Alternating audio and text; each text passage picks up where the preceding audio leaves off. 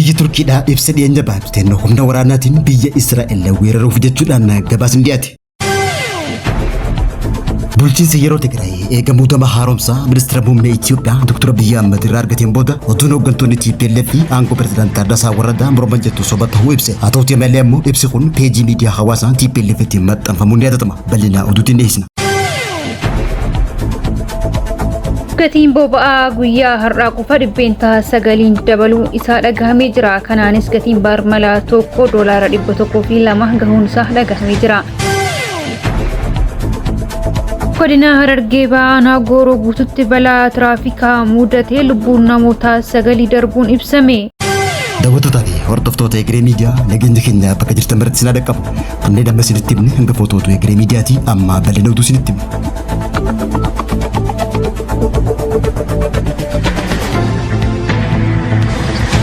Rakkoo baajjiddu galeessaa keessatti mudateen gara waraana haaraatti deemuu malaa jechuudhaan xiinxaltoonni yaada dhiyeessan.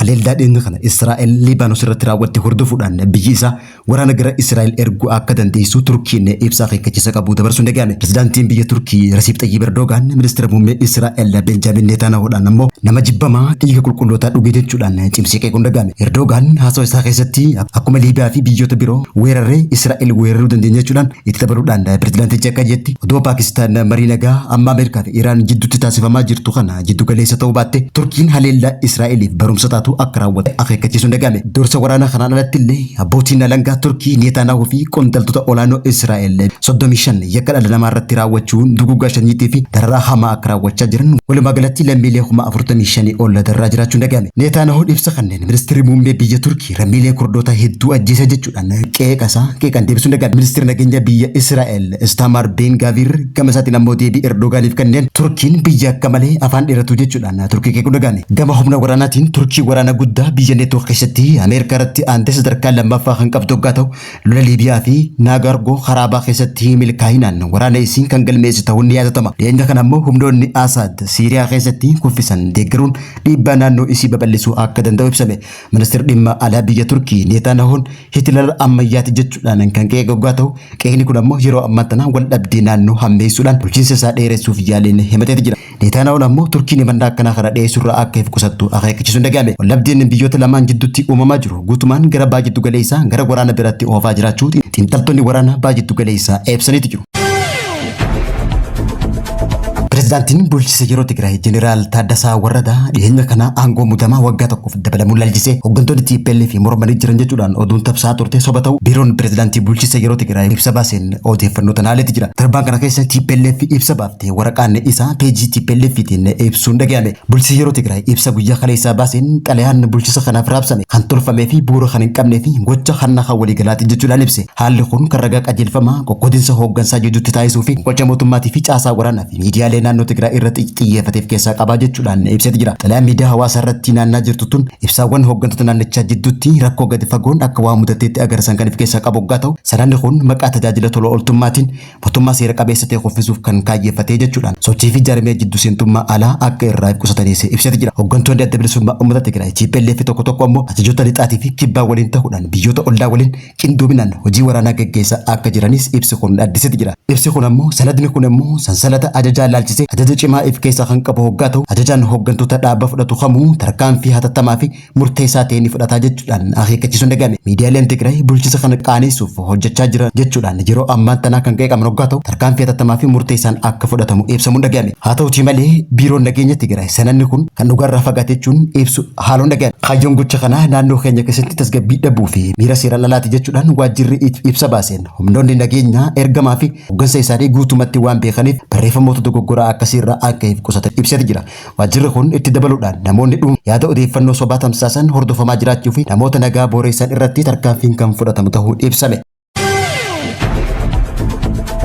Gatiin boba'aa guyyaa har'aa qofa dhibbeentaa 9 dabaluu isaa dhagahamee jira. Kanaanis gatiin baarmalaa tokko $102 gahuun isaa dhagahamee jira. Kanaan wal qabatee Itoophiyaan konkolaataawwan elektirikiin hojjetan biyya keessatti galchuu akka dabaltu beeksistee jirti. Tasgabbii gatii xiqqoo torbeen dura mul'ataa ture halkan tokkotti jijjiirama gatii boba'aa guddaa argisiisee kan jiru yoo ta'u kanaanis gatiin boba'aa dhibbeentaa 9 dabalee jira. Kanaan wal qabatee baarmela tokko irratti gatiin doolaaraa dhibba tokkoof lama gahee jiraachuusaa ibsamee jira. Mariin nageenya Ameerikaa fi Iraan Paakistaanitti ni gaggeeffama jedhamee osoo eegamaa jiru akka yaadame milkaa'uu dhabuu isaatiin wal qabatee rakkoo bahaa giddu galeessaa keessatti nageenya wal qabatee gaggeeffamaa jiruun qaala'insi jireenyaa fi gatiin boba'aa addunyaa guutuu irratti dabalee jira. Kanaanis wal qabatee Itoophiyaan kana to'achuuf hojjetaa kan jirtu yoo ta'u dhaabbanni humna elektirikii Itoophiyaa guutuu biyyattiitti buufata chaarjii konkolaataa elektirikii bal'aa akka ijaaru beeksisee jiraachuu isaa kan gabaafamaa jiru yoo ta'u dhaabbatichi buufataalee chaarjii kana ijaaru kaayyoo mootummaa lakkoofsa konkolaataa elektirikii dabaluu akka ta'e addeessuu sirna geejjibaa naannawaa mijataa uumuu fi deeggaruu ta'uusaa ibsamee jira. Dhaabbatichi piroojeektii buufata chaarjii marsaa jalqabaa magaalaa Finfinnee fi magaalota naannoo keessatti buufata chaarjii 40 ijaaruu isaa kan gabaasaa jiru yoo ta'u dhaabbatichi torbee dhufu keessa magaalaa Finfinneetti buufata chaarjii 3 ijaaree akka hojii jalqabsiisuuf beeksisee jira. Dabalataanis kana dura dhaabbileen hedduun tajaajila wal fakkaataa kennaa kan turan yoo ta'u walumaa galatti buufataaleen 40 magaalotaa fi naannolee garaagaraa keessatti akka iddoolee konkolaataa elektirikii itti chaarjeffatan ta'uudhaan ni tajaajilu jedhame. Kun immoo rakkoo guddaa gatii boba'aa dabaluudhaan wal qabatee jiru hanga tokko ni furama jedhamee kan yaadamaa jiru yoo ta'u kanaan dura Itoophiyaan konkolaataawwan boba'aan hojjetan gara biyya keessaa akka hin seenne dhorkuun ishee kan yaadatamudha.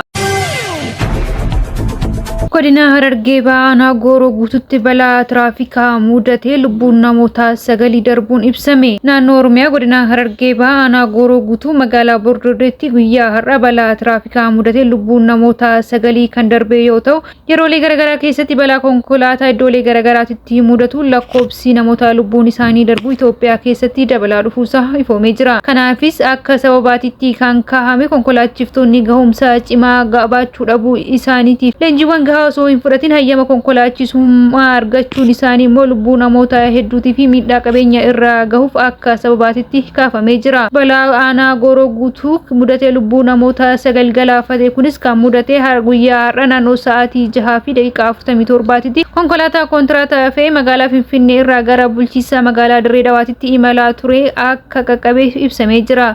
Akka ragaan qajeelcha poolisii godinichaa irraa argame addeessutti hanga ammaatti lubbuun namoota 9 darbuu kan ifoomse yoo ta'u namoota biraa irras miidhaan qaamaa gahee jiraachuusaa ibsamee jira.